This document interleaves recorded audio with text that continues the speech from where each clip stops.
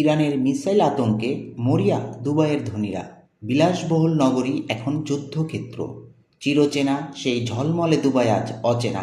যে শহর ছিল লাখো পর্যটকের স্বপ্নের প্রমোদ উদ্যান, সেখানে এখন কেবল বারুদের গন্ধ আর যুদ্ধের আর্তনাদ।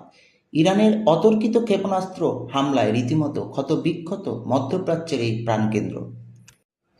বাংলাদেশে নিযুক্ত ইরানের রাষ্ট্রদূত বলেছেন, ইরানের প্রতি সমর্থন ও সহযোগিতার জন্য বাংলাদেশ সরকার ও জনগণের প্রতি তারা কৃতজ্ঞ। তিনি আরও জানান, ইরানিদের মতোই ইরানে অবস্থানরত বাংলাদেশিদেরও সমান গুরুত্ব ও নিরাপত্তা নিশ্চিত করা হচ্ছে। ইউরেনিয়াম সমৃদ্ধকরণ থেকে আমরা বিরত থাকি, অথচ আইন মতে এটা আমাদের অধিকার। প্রতিবেশীদের আমরা নিষেধ করেছি তাদের আশ্রয় দিতে। আমরা বাধ্য হয়ে আরব দেশগুলোতে আক্রমণ করছি। তারা যেখানেই থাকুক, আমরা তাদের টার্গেটে পরিণত করব। তেহরানের ড্রোন আর ক্ষেপণাস্ত্র বহর টার্গেট করেছে দুবাইয়ের বড় বড় তেল স্থাপনাগুলোকে। বাদ যায়নি মার্কিন ঘাঁটিও।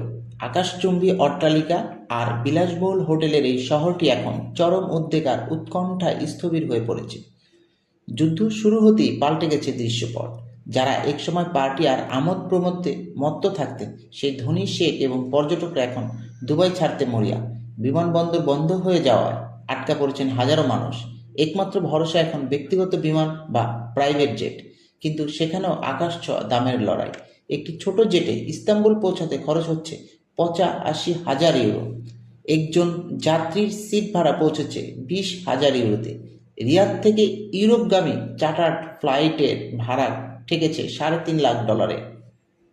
আকাশপথের অনিশ্চয়তায় অনেকেই বেছে নিয়েছে সড়কপথ। ব্যক্তিগত গাড়ি চালিয়ে ৪.৫ ঘন্টার পথ পাড়ি দিয়ে সবাই ছুটছেন প্রতিবেশী দেশ ও ওমানের মাস্কাটের দিকে।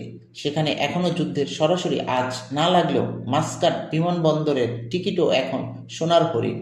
চলতি সপ্তাহের সব টিকিট এরই মধ্যে শেষ হয়ে গেছে। এক সময়ের নিরাপদ স্বর্গ দুবাই আজ এক অনিশ্চিত ভবিষ্যতের মুখে।